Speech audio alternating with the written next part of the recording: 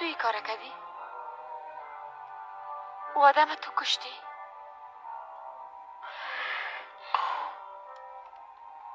یک چیز برام بگو، ما چرا سر تو اعتماد کنم؟ جسد و آدم از باغچه خانه ما برآمد محمد. تو حسرت به اندازه دوست داشتی که به خاطرش حتی این جنایتم انجام دادی. با کدام منطقی سوال از من میپرسی؟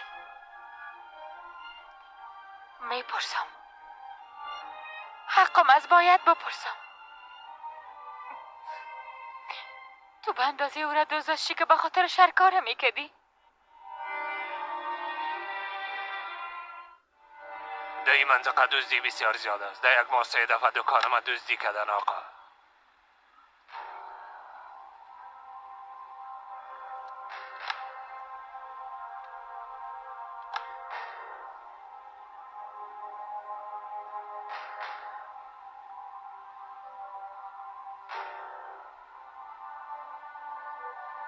کم پیش ببریش.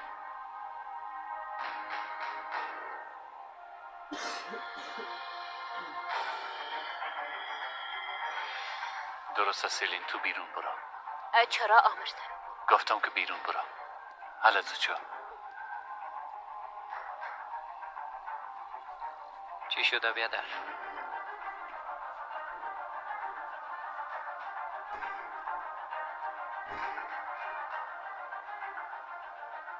بیادر از من چیز نپرس چنگیز.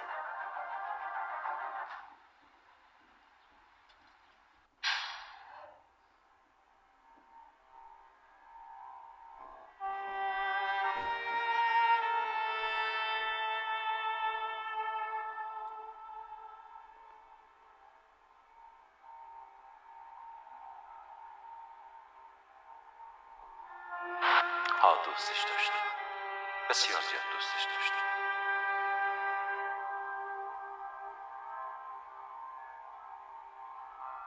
اما آقای یوسف من نکشتیم.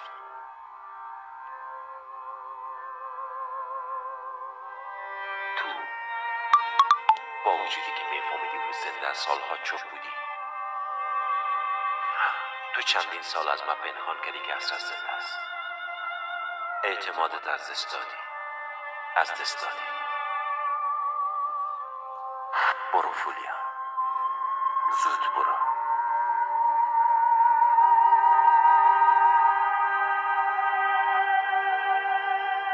بیست و 3 سالم باید تو در یخخانه زندگی کردم، اما هنوزم مرا نشناختی.